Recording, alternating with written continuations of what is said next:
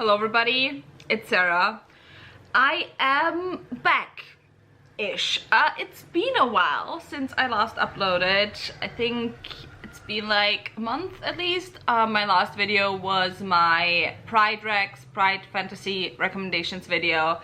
And after that, I have to be honest, with uni and work, things just got way too much for me, and thinking of having to sit down and film, I just legitimately couldn't handle it. And then since July started, things have started dying down, but in the first week of July I still had to do stuff for uni, so it was still a bit much. And then the past week I was on vacation and it was so nice. And now I finally have my head free enough again to sit down, which is also why I didn't upload a July TBR. I'm also not gonna upload one now still, it's whatever. However, what I will still do, and what today's video is going to be, is we're gonna talk about the books that I read in June.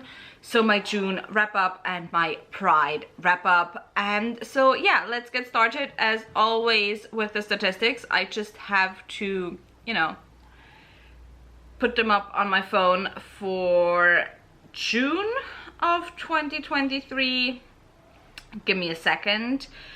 But yeah, generally speaking, I'm better again. I don't have as much to do anymore, but yeah, I'm still low-key just on the edge of everything being too much. But yeah, my stats for June in terms of reading were I read 5 books, so not that much for me, obviously, since everything was too much. And a total of 2,327 pages. I don't think I DNF'd anything in June. I can't promise that though. Maybe I forgot something. I don't know.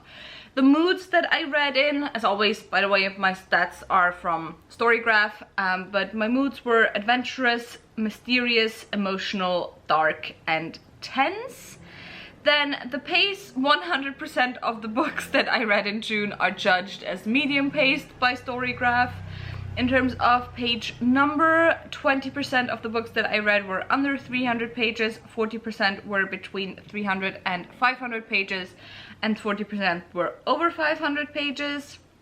I only read fiction books once again in June, although I did read quite a bit of non-fiction and like articles and stuff.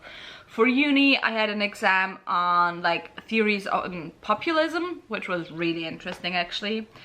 Genres, I read fantasy, LGBTQIA, and romance. Not all the books that I read in June were put into LGBTQIA, which by the way is obviously not a genre. However, Storygraph just kind of, you know, tags it as a genre. But all the books actually were, like, they are not all tagged as LGBTQIA on Storygraph, but all the books that I read in June were queer books, so yeah. Storygraph needs to get on that. I only read English books, and my average star ratings were 3.25 stars. I did not have that amazing of a time of reading in June, to be honest. So I had one 2.75 star read, one 3-star read, and 2 3.5 star reads. And then lastly, the stats that I don't have on Storygraph but that I like to add are my inclusivity stats. I already said that all books that I read in June in some way were queer books. Then, if I remember correctly, 2 of the books that I read in June were written by BIPOC authors, and 2 of the books that I read in June included either mental health or disability rap. So like one of the books that I read in June had like anxiety rap, and one of the books has a character that uses a cane, that had like an accident in her childhood and now uses a cane. But yeah, that was it. I'm not going to talk about which books I'm currently reading because we're that far into July already. So let's just jump straight into the books that I read in June. And as always, I will start with the books that I enjoyed the least, ending with the books that I enjoyed the most. For the book that I enjoyed the least in June, I have The Saint of Bright Doors by Vasha Chandrasekhara. I'm always stumbling over that last name. I'm really sorry. This, I believe, is written by a Desi or an Indian, maybe Pakistani author, an author of South Asian heritage in any case. And The Saint of Bright Doors is kind of hard to exactly say what it's about. It's second world fantasy, however, I would put it more into the literary fantasy category rather than the high fantasy category or genre fiction high fantasy category. And it's about this guy who is charged by his mom to kill his father, and then there's also this thing with those doors in that city, and the city is kind of magical, and it's very whimsical, very magical, very like with the brain that I had in June, it was just not very easy for me to follow what the story was about and everything, and so I ended up not really enjoying it all that much, even though when I started reading it I actually really enjoyed the writing style. I don't remember if the writing style got too much for me by the end, but I remember enjoying it at the beginning at least, and aside from that, just sadly, I wasn't in a mood for this book. It was too much for me, so I ended up giving it 2.75 stars. However, I think if you're into magical realism, I think this might be a book for you still. So yeah, I would still recommend it to certain readers. It just wasn't the right time for me to read it. Then for my 3-star read, I had the book that I pulled from my series TBR chart, or the series that I pulled from my series TBR chart, and that was The Thousand Eyes by A.K. Larkwood, which is the second book in the Serpent Gates series, which I believe is just a duology. Like, I believe it's like this one is the last book. So the first book in a series follows Sorswa. There is a pronunciation guide at the beginning, I just forgot how to pronounce her name, who is kind of supposed to be this chosen one type girl by this death cult and is supposed to die for the death god. However, on the day that she's supposed to die, she's whisked away by a magician, and she follows him, learns how to do sword stuff, and the story kind of goes from there. Also, something that's very interesting is that the characters in this series aren't really human. Like, there's a lot of non-human characters. Corsair, for example, is an orc, so there's just something very interesting about it.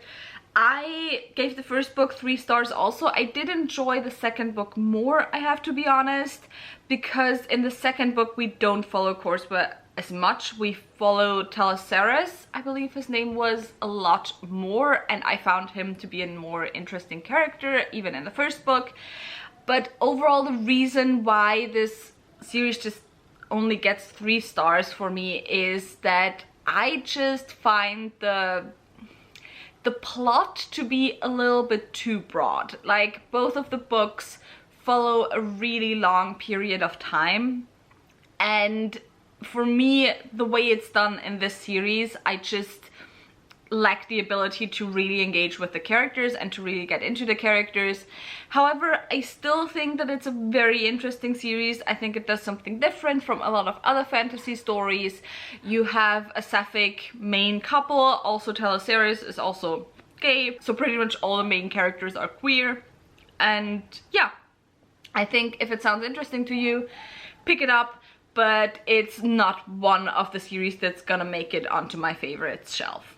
The last 3 books are my 3.5 stars, and these I just have in any order. I think if you asked me today, I might choose one of them as my favorite, but tomorrow I might choose another, so these are in whatever order. The first book I have is Vox Machina Kith and Kin by Marika Nikam, which obviously is either one of the novels or the novel. I don't know how many novels there are, but like a tie-in novel for the first campaign of Critical Role, which was the legend of Vox Machina, and this one follows the youth of, well, the young adulthood of 2 of the characters, like the early adulthood. I believe both of the characters are in their early 20s. However, I felt like the age of the characters and the writing of the story didn't really fit together, because it does read more YA in terms of pacing and so on.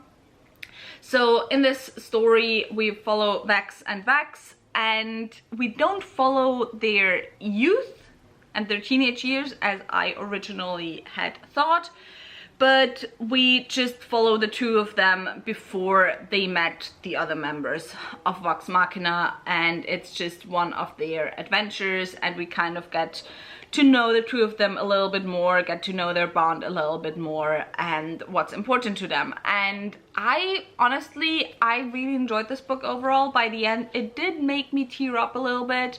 I wasn't too into it at the beginning, but by the end of it, I enjoyed it. Do I think it's an amazing story that's worth reading if you're not into Critical Role or Vox Machina? No, not really. I don't think there's gonna be that much there for you. I mean, I still haven't finished campaign 1. I'm still only like 10 episodes into campaign 1, but you know, I at least watched the first 2 seasons of the Prime show. But I do think that if you do enjoy Vox Machina, if you do enjoy Critical Role and you just want to pick it up for a fun light read, I think that's exactly what this is, and that's what I would recommend this for. Then I read A Taste of Gold and Iron by Alexandra Rowland.